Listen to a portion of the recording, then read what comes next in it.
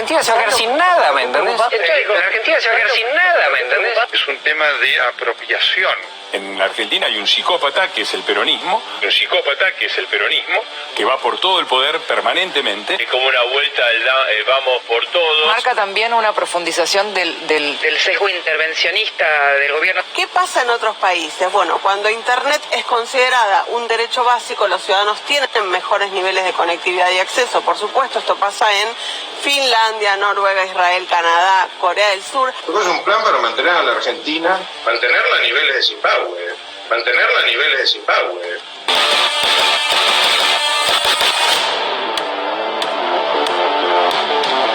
De los que mandan del kirchnerismo, su gobierno tiene destino de fracaso. ¿Vos sabés lo ridículo que suena que piense que va a haber elecciones? Es ridículo. ¿Cómo que piense que va a haber elecciones? No va a haber elecciones. ¿Cómo no va a haber elecciones? ¿Y por qué va a haber elecciones? Porque el año que viene hay elecciones. En la Argentina se pelea por una reforma judicial Que es inviable, que no le importa a nadie. básicamente esto. Atenta directamente contra la libertad.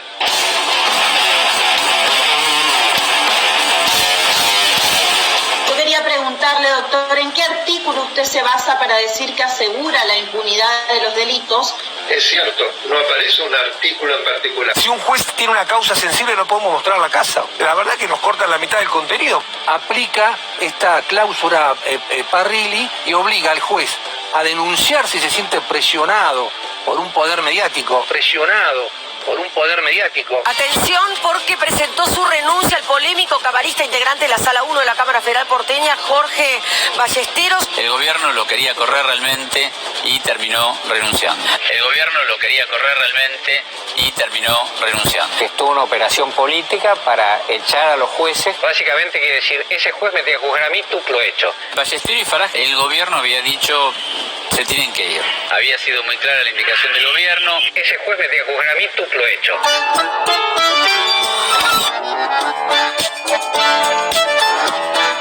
¿Qué tal, amigos? Bienvenidos. Ojalá uno pudiera empezar en la vida por la cuarta vez en todos los órdenes. Porque aquí estábamos tensos, queriendo no defraudar después de la campaña generosísima que ha hecho la gente de C5N y después de verlo con toda su solvencia Berkovich en un programa impactante como el que acaba de realizar. Pero tenemos que ir al frente, tenemos que mostrar nuestras cartas. La primera es que vamos a luchar contra la mentira. Victor Hugo, el gran poeta francés, dijo que la mentira es el diablo. No solamente la mentira de las pequeñas miserias humanas, la suya, la mía, sino la mentira como herramienta política. A eso se refería fundamentalmente. La mentira en la Argentina, a partir de que hablamos además del lawfare, es conocida. Todos tenemos claro quiénes mienten, por qué mienten, no obstante lo cual no conseguimos darle la verdadera importancia política que la mentira tiene, diseñando el país, opacando la democracia, y de esto nos vamos a ocupar. Esta es nuestra batalla, una batalla por la información, una batalla para que sepa por qué lo dicen, qué dicen, cómo lo dicen, y que tenemos nosotros para refutar, para que usted tenga también un camino diferente a recorrer hasta concluir en una idea que por lo menos tenga los atributos de toda la información y no solamente la que se le ocurre a quienes están en el dominio, en la hegemonía total de los medios de comunicación hoy día. Así allá vamos, con un equipo que me da tanto gusto presentar. Mi compañero de todas las mañanas, Fernando Borroni. Bienvenido, Fernando. ¿Por dónde vamos a ir en tu primera aparición en el programa? Buenas noches, Víctor Hugo. Eduardo Duhalde, que viene a traer un relato que contribuye a un intento de desestabilización del gobierno nacional. Para Duhalde, la Argentina tiene un riesgo muy claro de que haya un golpe militar. Vamos a reflexionar sobre lo que significa socialmente y políticamente que Eduardo Duhalde haya dicho lo que dijo. La conozco desde muy jovencita, a la persona que voy a presentar. Un caso de superación extraordinario. Hoy día, un crédito entre tantos buenos profesionales jóvenes como los que tiene C5N. Sofía Caram, qué gusto tenerte aquí. El gusto es mío, Víctor Hugo. ¿Qué tal? Muchas gracias. Muy buenas noches para todo el mundo. Y hoy en Batalla Cultural vamos a hablar de la reforma judicial. Te vamos a contar punto a punto qué es lo que se va a votar este jueves en el Senado de la Nación. El oficialismo buscará allí la media sanción. Y te vamos a contar la persona menos pensada que defendió el proceso constitucional del traslado de jueces, es decir, hay alguien que nadie se imagina que en 2018, en pleno macrismo, defendió que los jueces Bruglia y Bertuzzi tengan que tener el acuerdo de la Cámara Alta y que el traslado del gobierno de Mauricio Macri había sido inconstitucional. Si yo le digo Javier Romero, usted dice, ¿y ese quién es? Uno nuevo, un debutante. Mirá vos el programa estrenando gente. Ahora si le digo el profe Romero, usted dice, no puede ser. El profe, otra vez, qué gusto, profe Romero, tenerlo por acá. Gracias, Víctor Hugo. Bueno, un gran momento, me parece un momento excelente para poder analizar los medios. Vos hablabas de la mentira y yo voy a hablar un poco de la verosimilitud, ¿no? Cómo han ido transformando las crónicas periodísticas que uno espera en los medios encontrarse en literatura fantástica. Vamos a estar analizando eso. No te voy a contar de qué voy a hablar hoy, porque es una sorpresa, Víctor Hugo, pero vamos a estar analizando un poco algunos medios cómo están construyendo las noticias y después vamos a ver qué hacemos, porque esos edificios así construidos de esa manera son peligrosos. Les quiero presentar a quién nos vamos a dirigir, por supuesto ustedes, pero de quién vamos a hablar, de qué poder, para que ustedes tengan una dimensión, siempre ciertos gráficos pueden ayudar. Hay una manera de monopolizar la información en la Argentina que determina que un gobierno progresista, por ejemplo, tenga que luchar contra el 90% o más de lo que se consume en materia de periodismo. Miren ustedes estos globos, el poder de Clarín. El más grande de todos los globos, el que caben todos los otros, es Clarín. Pero además, Infobae, que es una de las firmas más prestigiosas en materia de portales. Y La Nación, qué resabio, qué lugar queda para que usted pueda encontrar una información que no esté a tono con lo que llamamos el establishment. Telefe, que juega desembosadamente a nivel tipo Clarín hoy día. Es decir, todo eso está ocupado por tremendos poderes que mienten, que tergiversan, que persiguen, que hostigan. El programa de hoy va a tener un recorrido que no es exactamente el de cuando empezamos a hablar de batalla cultural. Tiene que ver con los seguimientos que se han hecho, la tortura a la que han destinado a muchísimas personas en la República Argentina, siempre de los sectores de la oposición. Lo que nosotros queremos refutar es lo que se dice desde esos sitios. Hay que aprovechar toda herramienta. Por supuesto, no vamos a cambiar el mundo, no vamos a modificar esa instancia de falacia constante en la que están. Van a seguir haciendo lo que hacen. Pero quienes vean este programa van a tener la posibilidad de poder cotejar cuando los vean con lo que ya ustedes pueden entrenarse para saber cuál es la verdad, por dónde están mintiendo, cuál es el título que constituye una falsedad, cuál es la manera de perseguir desde lo establecido, desde la derecha política de cualquier país, a aquellos que quieren soñar un mundo en el que haya más inclusión, más respeto por todos, que el Estado sea una cobija generosa, que abarque por lo menos a los sectores más vulnerables y a los sectores medios de la sociedad y no solamente a quienes ocupan el lugar de las élites. Vamos a presentar nuestro primer informe de hoy. Tiene que ver con uno de los temas de la actualidad. Por eso la coyuntura camina a veces por encima de los propósitos iniciales del programa. Tenemos que hablar, por muchos motivos, de la reforma electoral. Judicial. Hace instantes nada más se terminaron varios informes. Agradezco la profesionalidad, la generosidad de cada uno de los integrantes del equipo de producción para poderle presentar ya mismo esto que estoy seguro, aunque no lo haya visto todavía, es una verdadera joyita para luchar nuestra primera batalla por la información. Básicamente esto que intenta aprobarse en el Congreso de la Nación atenta directamente contra la libertad. Para vos la desapareció el Estado de Derecho. Es la búsqueda de impunidad. Sí, es mucho peor que eso. ¿Qué sería mucho peor que eso? Que no hay derecho, porque si romper el contrato social. Pero claro, en la Argentina se pelea por una reforma judicial Que es inviable, que no le importa a nadie. que lo único que busca es el beneficio del poder que la quiere imponer al otro. Redobla la apuesta. ¿Qué es redoblar la apuesta para Cristina Kirchner? Tener la reforma judicial. Dijo, ¿me hicieron esto? Yo voy a ir por todo.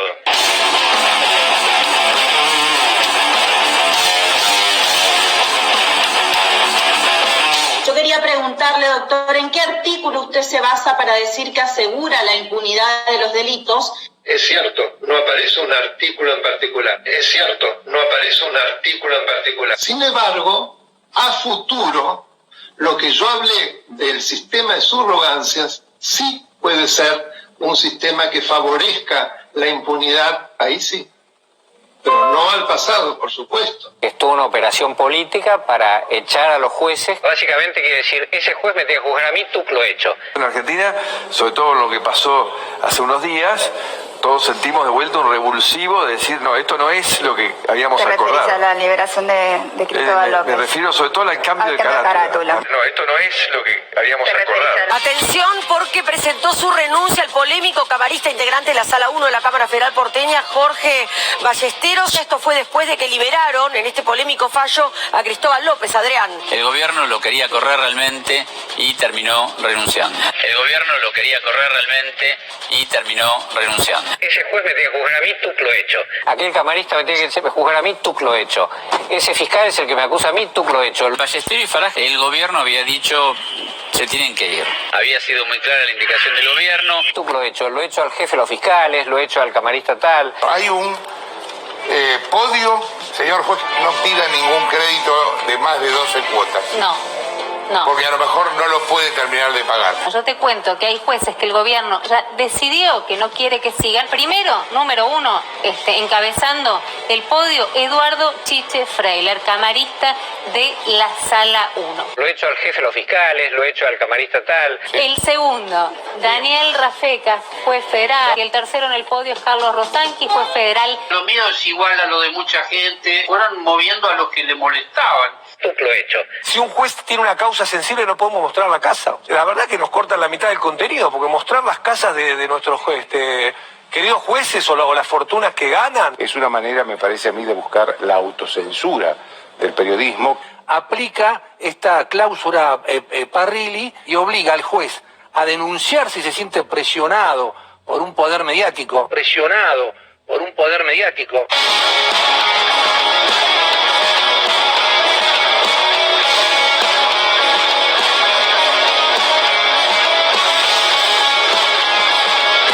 Si un juez tiene una causa sensible no podemos mostrar la casa.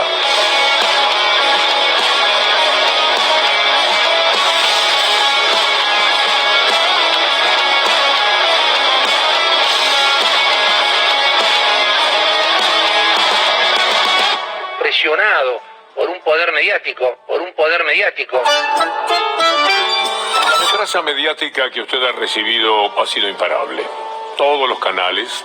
Cuando decimos todo, estamos hablando del 90%. Cada día, diciéndole que la reforma judicial busca la impunidad, que es una manera de dominarlo todo sin saber. Como usted ve, hay personas que tienen predicamento en la sociedad, no tienen la menor idea de cuál es la reforma judicial. Ellos se dan cuenta que tienen que acompañar la movida de los poderosos que no quieren la reforma judicial porque se han metido tanto, pero tanto en la justicia, tienen tan atrapados a los jueces, a las cámaras federales particularmente, que pretenden no soltar eso nunca más porque desde ahí han construido el lawfare, desde ahí han hecho su poder. Mira las tapas que le destinaron además los diarios. Vamos a presentar 2, 3, 4 tapas, pero son infinitas la cantidad de tapas. Eso sí, de 700 diarios, qué sé yo, que se publican en la República Argentina, Clarín y Nación fueron los únicos que todos los días estaban con la reforma judicial, porque son los que tienen periodistas y ellos mismos, sus dueños, transitando por los pasillos particularmente de Comodoro Pi. A esta campaña, ¿quién se resiste? Por eso la gente puede hacer una marcha mañana a gritar contra la reforma judicial, nada menos que en el Congreso de la Nación, no permitiendo el funcionamiento democrático, porque han sido preparados de esta manera para creer que es negativa una reforma judicial que ya mismo desarrolla Sofía Caram.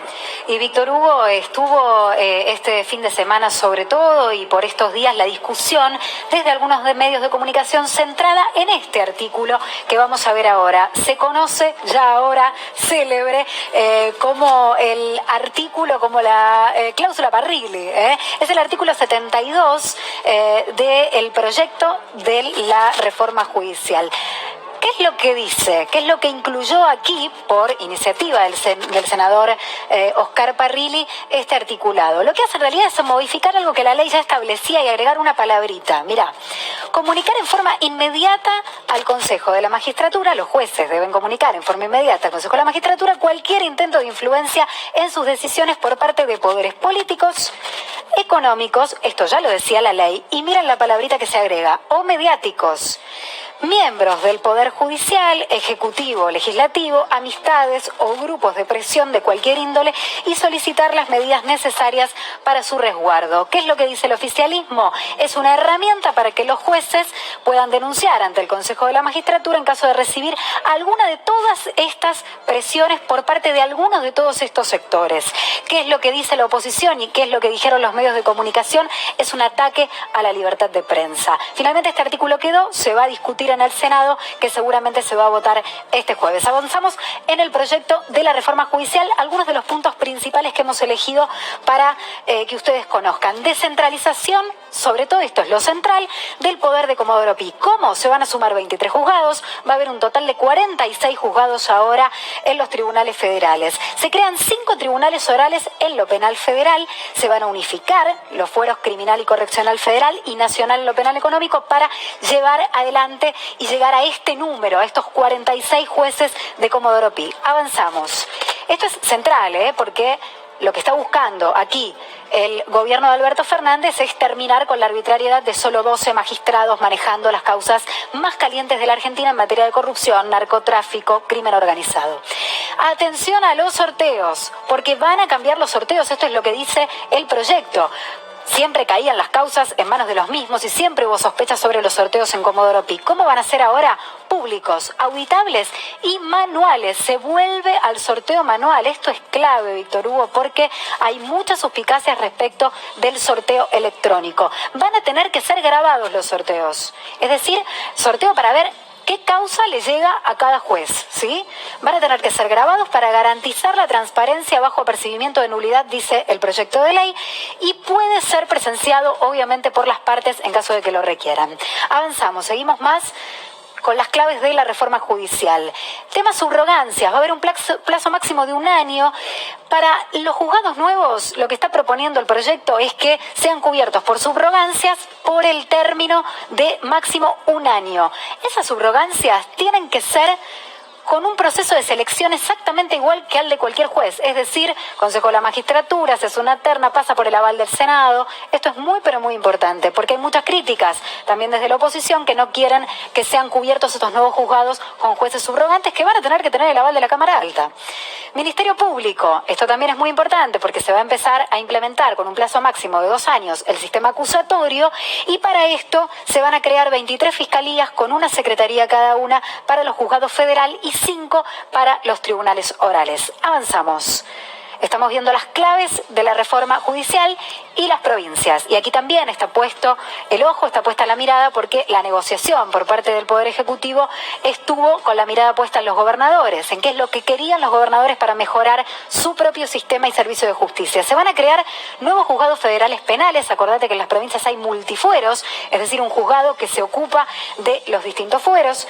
Y va a haber secretarías ambientales en algunas provincias que así lo requirieron y nuevas cámaras de casación, porque acordate que todo lo que sucede en toda la justicia federal del todo el país termina en la casación de Comodoro Pi en Capital Federal y ese es un cuello de botella que el gobierno también quiere intentar cerrar. Hasta aquí las claves, lo más importante, en ninguno de los artículos se habla de garantizar impunidad de nadie y además se garantiza, eso sí, asegura el Ejecutivo, los jueces naturales que continúen con las causas que tienen hasta el momento. Ahora bien, ¿alguna vez usted vio una convocatoria hecha directamente por los diarios, dando todos los detalles, participando activamente, invitando a la marcha? ¿Cuál es el interés ulterior que tiene la gente de La Nación? Verbigracia también, Clarín. Pero miremos esto de La Nación. Para mí no hay antecedentes. Es de asombro. Están ellos haciendo lo posible para que vaya la mayor cantidad de gente. Una convocatoria en la que quiere que haya muchas personas, como que esa que lograron cuando pedían el desafuero de Cristina Kirchner, por ejemplo. De la misma manera, convocan a la gente al Congreso para ir contra la democracia, que significa que el Congreso delibere. Y si esto que ha explicado de manera formidable Sofía Carán no convence, discutirlo, mejorarlo, corregir lo que haga falta. De eso también se trata. Hay que recordar, Sofía, que participaron más de 50 personas que no tienen nada que ver con la política y sí con lo jurídico para conformar una idea final. Durante el debate en comisión en la Cámara Alta, más de 50 expositores de todos los colores políticos, de todos los sectores ideológicos, de la justicia, de la política, participaron también también los gremios haciendo sus críticas, organismos de derechos humanos, en 5 audiencias públicas. La oposición no quiere acompañar de todas maneras la iniciativa, aunque también se introdujeron varios cambios de los que también dimos cuenta hace un ratito. ¿Cómo se ve con claridad la doble moral, ¿no? La doble moral de los medios de comunicación. Yo recuerdo lo que fue un periodista del multimedio Clarín, desde su programa de radio convocando a que se escrache a los hijos de un juez, que fue el juez del camarista, Eduardo Freire, que estaba con la casa Chicone. Desde los medios entonces parece que sí, abiertamente se puede salir y decir vayan a escrachar a los hijos de un juez. Pero cuando aparece una reforma que en realidad intenta ordenar, evitar estas cuestiones, automáticamente sale esta denuncia de decir, señores, ustedes atentan contra la libertad de prensa o la libertad de expresión. Esto es la doble moral, ¿no? ¿Cuál es la clave, Víctor Hugo? Ocultar esto. Ocultar lo que recién nos acaba de contar Sofía, estos cuadros. En los diarios no encontrás. ¿Cuál es la razón de la reforma? No encontrás el artículo con el agregado que le adjudican a Parrilli, que a partir de eso ataca a la prensa, ¿no? Esa es la estrategia. Hablan de otra cosa, ponen supuestos especialistas y todo el tiempo hablan de ataque, pero no muestran de qué trata y no muestran lo democrática que es la construcción de esa ley. Cuando Fernando Borroni habló de la doble moral, que es una cosa fuertemente instalada para esos medios, pensaba en esto que van a ver ustedes. Año 2017, mire este título de uno de los diarios hegemónicos hablando de lo que iba a suceder con la justicia macrista. Mauricio Macri impulsa un plan de depuración y quiere designar a 100 jueces en 2018.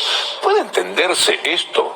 Les parecía fantástico, era depurar a la justicia lo que iban a hacer. O sea, era magnífico. Le metían la mano a la justicia de la manera que aquí está rotundamente claro. Son muchas las instancias, pero lo vamos a presentar ahora, en el 2019, al diario La Nación, dando 2018, un año antes de las PASO.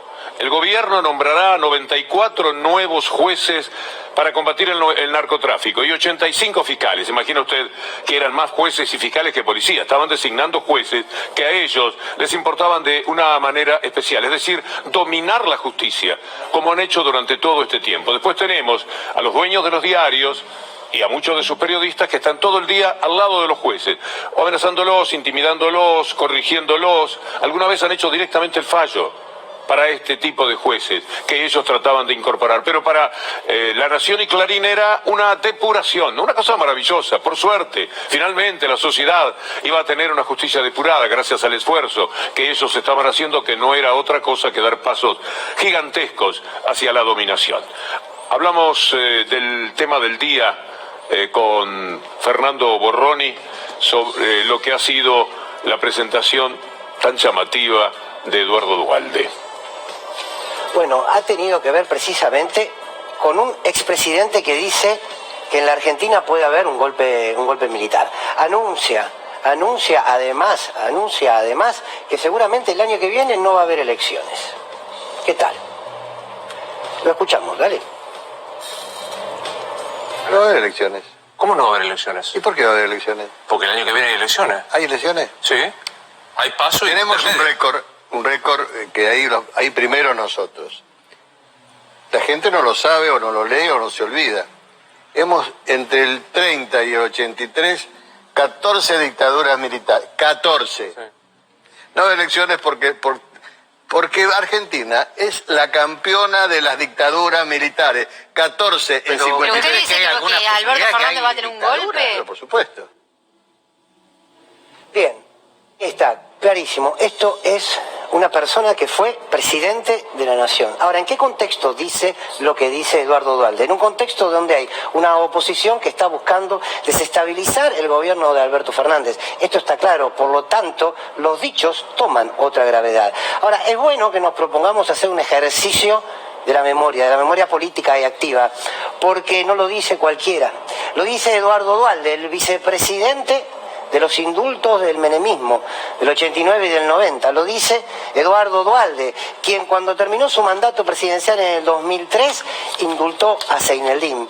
Quien nos dice que en la Argentina puede haber un golpe militar es el mismo que cuando era gobernador de la provincia de Buenos Aires asesinaron a José Luis Cabezas, y es el mismo que cuando era presidente de los argentinos dio la orden para reprimir de la mano de la justicia y terminó con el asesinato de Maximiliano Costecchi y de Darío Santillán.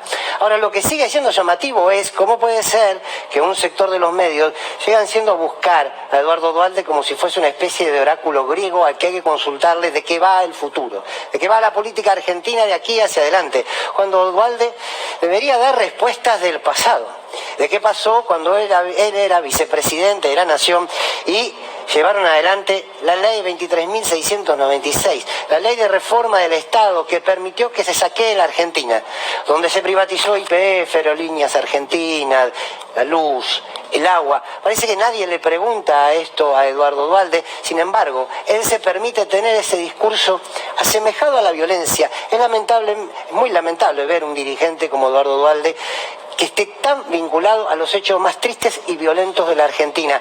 Quizás sería interesante convocarlo a Duhalde a una entrevista periodística y, por ejemplo, pedirle explicaciones de qué sucedió en la masacre de Pasco en 1975, un 21 de marzo, cuando él era intendente de Lomas de Zamora, y cuando desaparecieron, torturaron y asesinaron por lo menos a 8 militantes sociales. Parece que esas preguntas Duhalde no las responde, sin embargo sí deja una duda. Instala un tema, que la democracia está en riesgo, que la democracia entonces ahora casi que no sirve para nada, porque lo dijo de alguna manera cuando afirmó: ¿para qué va a haber elecciones si esto es un desastre? Al día siguiente que estuvo en ese programa de América, concretamente agregó que la Argentina estaba viviendo un momento preanárquico y que la anarquía huele a sangre, y que además él tenía información de los cuarteles. Bien, insisto, no es menor, es un microrrelato que se va instalando para contribuir a desestabilizar a un gobierno popular que gobierna la Argentina, valga la redundancia.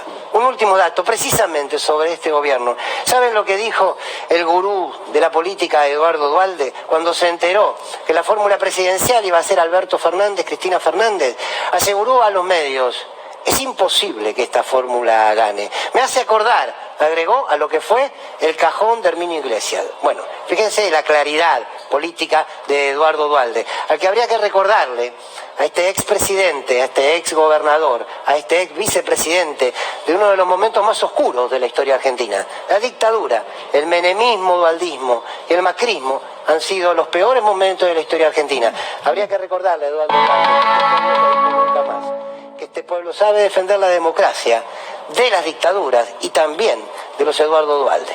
Y si se tratara de un nostálgico que quería un ratito más de fama, porque es tan disparatado lo que dijo, tiene tan poco sentido, se adapta tan poco al criterio republicano y democrático que parecería estar instalado para siempre. Los militares no van a aparecer. Uno tiene la certeza de que eso será así. Por más que lo llamen, y por ahí que haya alguno, no sé, Duhalde, que tenga ganas de hacerlo. Pero a lo mejor es un hombre con nostalgia que quería un ratito nuevamente de aparición pública. Hay dos o tres elementos, Víctor Hugo, que me parecen interesantes con el tema Duhalde. Uno, que en realidad llega presidente no por el voto popular. Entonces, cuando él habla de elecciones o no elecciones, hay que recordar que Duhalde llega con el apoyo de una asamblea legislativa y no con el voto popular. En un momento que el contexto regional también es muy particular. En Bolivia gobierna Jeanine Áñez, después de haber hecho un procedimiento, ya que tuvo el 5% de los votos, es la presidenta de Bolivia, en un contexto donde en Brasil gobierna Bolsonaro a partir de que meten preso a Lula, que era el candidato preferido de las elecciones. O sea, ese es el contexto regional de Duhalde. Y después un elemento también. Qué casualidad que aparece 2 días después que da la sensación que Clarín empieza una especie de guerra en la nación con el gobierno por estos decretos. Duhalde siempre tuvo una alianza para llegar al gobierno y para sostener su gobierno, tuvo una alianza estratégica con Clarín. Por ejemplo, le otorgó una ley que se llamaba de bienes culturales, porque estaba muy endeudado Clarín cuando Duhalde llega al gobierno. Entonces era una ley a medida, era una ley que se conocía como la ley Clarín. Y Que se llamó- determinó que los argentinos tuvieran que pagar 3 veces. Eso además hizo especificación asimétrica, hizo las dos cosas, dijo, nadie puede intervenir en algo que sea un bien cultural, para proteger Nadie de especialmente a afuera. Marín, para proteger a Clarín, fundamentalmente. Dijeron cultura para proteger a Clarín. O sea, si vos debías y no pagabas, te sacaban la casa, la empresa. A Clarín no. Y hay otro elemento también, más obsceno. Cuando fue el asesinato de Costequi y Santillán, Clarín, para proteger a Duhalde, publicó: la crisis causó 2 nuevas muertes. A ese punto llegaba la ligazón entre Mañeto y Duhalde. Atención con esto. Desde el punto de vista jurídico, Víctor Hugo, hay una ley, nosotros tenemos una ley que es la Ley de Defensa de la Democracia, gracias al colega y amigo Darío Villarruel que nos aportaba esta información esta tarde, que indica que si una tiene algún elemento que señale que puede haber una ruptura institucional o constitucional en la Argentina, debe denunciarlo. Es decir, si Eduardo Duhalde tiene los elementos para decir que los cuarteles se están preparando para un golpe de Estado en nuestro país, debe ir a la justicia. Y si no es él, algún fiscal de oficio en la Argentina debería también acudir a la justicia para que se investiguen sus dichos, porque es muy grave. La aparición de Duhalde también trajo la salida muy enérgica, muy enfática de Eve de Bonafini. Vamos a escucharla. Las madres estamos horrorizadas de lo que dijo Duhalde. Espantadas, quieren un golpe. Anuncian un golpe. Es la voz del director de Clarín. Él es un títere. Es el chirolita de Clarín, de Mañeto. Duhalde es el chirolita de Mañeto. Eso es Duhalde. Eso pensamos las madres. Lo que hay que señalar es que no es el único. Es un hombre de un poder muy significativo del que vamos a hablar después del próximo informe. Pero no cabe ningún tipo de dudas que entre lo que decía el profe Romero y apuntaba también Sofía, queda claro con lo que dijo en un principio Fernando Borroni, que quien maneja todo esto, y salió con un título extraño, que ahora no dan los tiempos por los materiales que tenemos para revisar, salió Clarín como tratando de magnificarlo de Duhalde hoy. Yo creo que sí, yo creo que justamente, a mí me parece que hay como un juego ahí, no hay más que mirar los diarios y ver TN, etcétera, para darse cuenta el juego que hay ahí, como no parecen el Diego y Cañi, se la van pasando y... Vamos a hablar de los DNU, que quizás es de los temas que más rápidamente y mejor le quita la careta a los dueños de los medios sobre lo que están defendiendo, particularmente al grupo Clarín. De las 7 empresas implicadas en el DNU, con el congelamiento de tarifas hasta fin de año, 4 son de Clarín. Ellos tratan de colocar las opiniones como si fueran de otros. Son ellos los que están defendiendo, los que están opinando, los que están advirtiendo y sobre todo los que están extorsionando al gobierno nacional a través de tratar, como siempre, de poner la gente en contra, pero nunca diciendo desde dónde hablan. Usted no sabe que la defensa de Clarín por este DNU del presidente Alberto Fernández tiene que ver con la cantidad brutal de dinero que ganan, porque los empresarios en la Argentina ganan muy por encima de lo que ganan los empresarios en cualquier otro país. Un supermercadista en Europa no aspira a ganar el dueño más del 5%.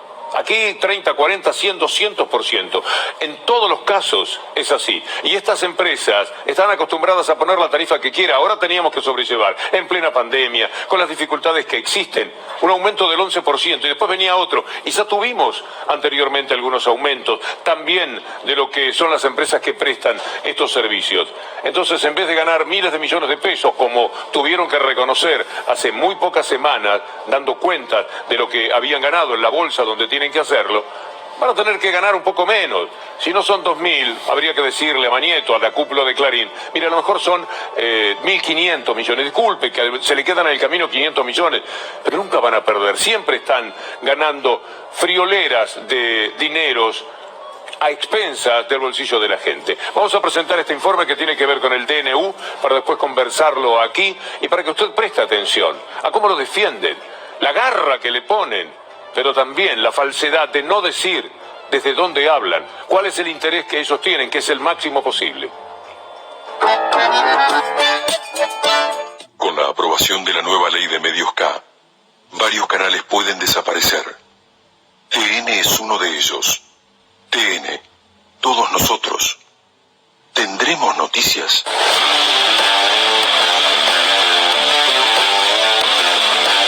Decreto contra las telecomunicaciones. El decreto contra las telecomunicaciones, que no tiene que ver con la tarifa, eso no es lo importante, la tarifa se pudo haber arreglado. Que no tiene que ver con la tarifa, eso no es lo importante. El tema es otro. El tema es un tema ideológico. Es un tema de apropiación. Es de una gravedad extrema. Es imposible invertir en un país. Cuando quiere el gobierno te hace así, tú te cierra y te fuiste. ¿Entendés? Entonces la Argentina se va a quedar sin nada, ¿me entendés? Entonces la Argentina se va a quedar sin nada, ¿me entendés? La oposición señaló que como una vuelta al vamos por todo. En la Argentina hay un psicópata que es el peronismo, que va por todo el poder permanentemente. Marca también una profundización del sesgo intervencionista del gobierno. Seguramente también habrá planteos de las empresas con respecto a sus propios derechos.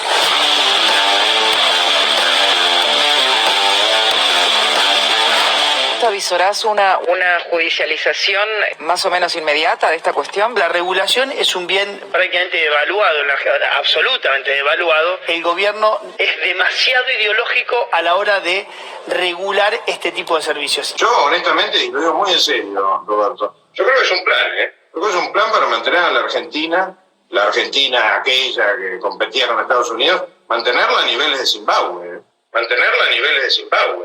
Y la seguridad jurídica, ¿hasta qué punto esas empresas pueden sentir que eso ya no va a ser un negocio y hasta verse obligadas a retirarse del mercado? O sea, es una situación compleja. Apropiación por parte no del Estado, de los que mandan del kirchnerismo. Su gobierno tiene destino de fracaso.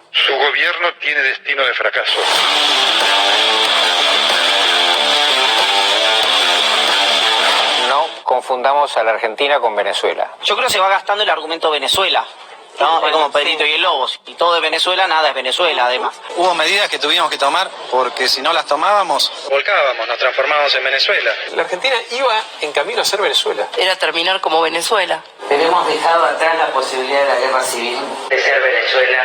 Estábamos en camino a ser Venezuela. No les puedo mentir. Si yo no logro que las tarifas representen los servicios que tienen, volvemos a Venezuela. Con 3 meses más de cuarentena, somos Venezuela en 3 meses. Yo creo que se va gastando el argumento Venezuela.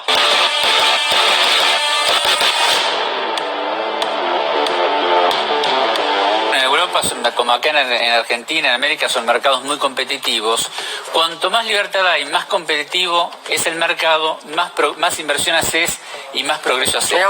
¿Qué pasa en otros países? Bueno, cuando Internet es considerada un derecho básico, los ciudadanos tienen mejores niveles de conectividad y acceso. Por supuesto, esto pasa en Finlandia, Noruega, Israel, Canadá, Corea del Sur. Hay otros países que no lo consideran derecho básico, pero que sí regulan un plan esencial de acceso con precios y velocidades mínimas. Ojo con el tema de la velocidad, porque no es solo que el precio sea bajo, sino también que te den una velocidad de acceso que sea digna para mantener la conectividad. Esto pasa en Francia, en Suiza, en Grecia. La Argentina marcha con este decreto en dirección a las legislaciones más avanzadas que existen en los distintos países del mundo.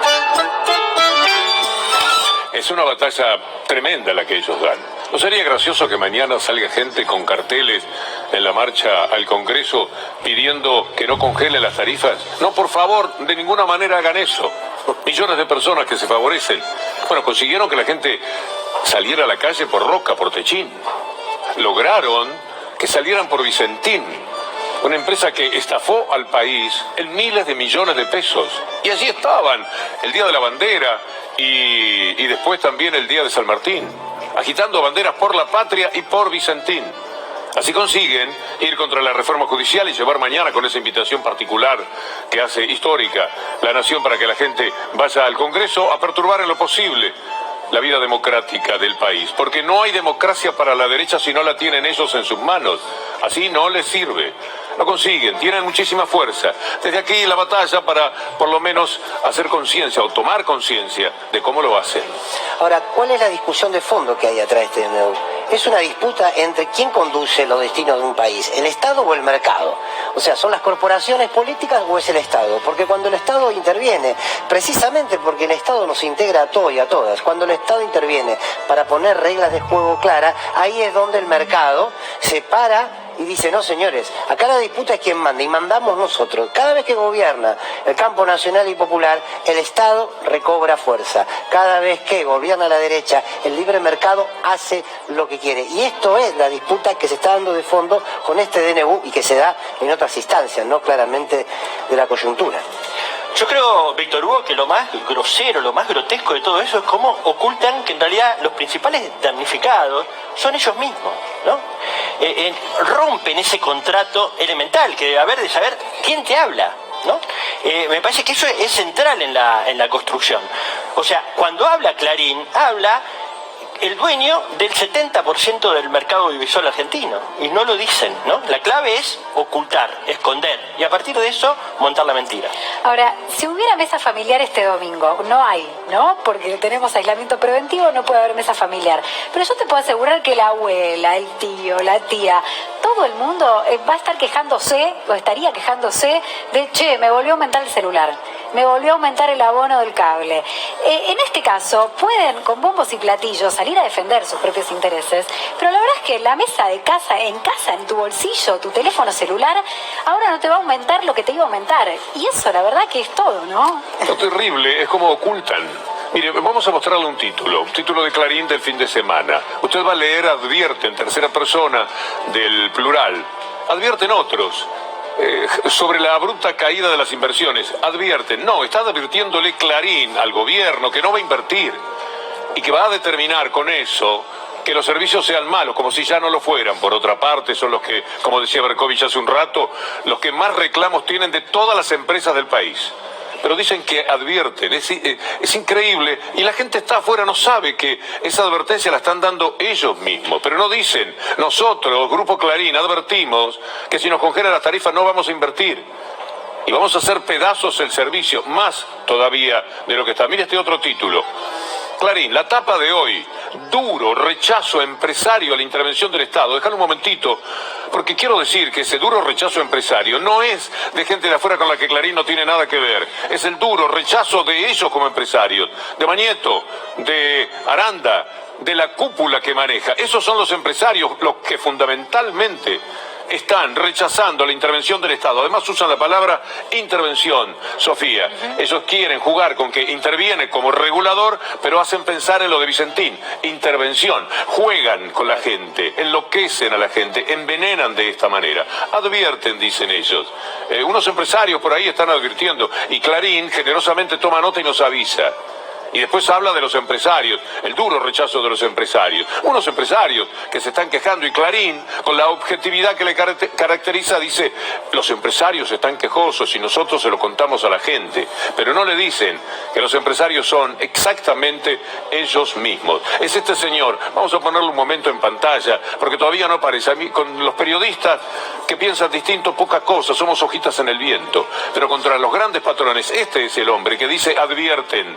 Este es el hombre que dice, dura respuesta de los empresarios. Es él el que está extorsionando una vez más en la Argentina, porque todo lo ha ganado vía la extorsión. No hay gran habilidad, salvo para usar el poder que fue construyendo a partir de la dictadura, y desde ese lugar seguir teniendo cada vez más poder, con la extorsión a la que sometió a los gobiernos, y ahora tenemos en este DNU exactamente el mismo recorrido. Vamos a ver qué trae para nosotros, qué descubrimos a través del profe Romero. Bien, Víctor Hugo. Hoy vamos a ver, la verdad que yo no sabía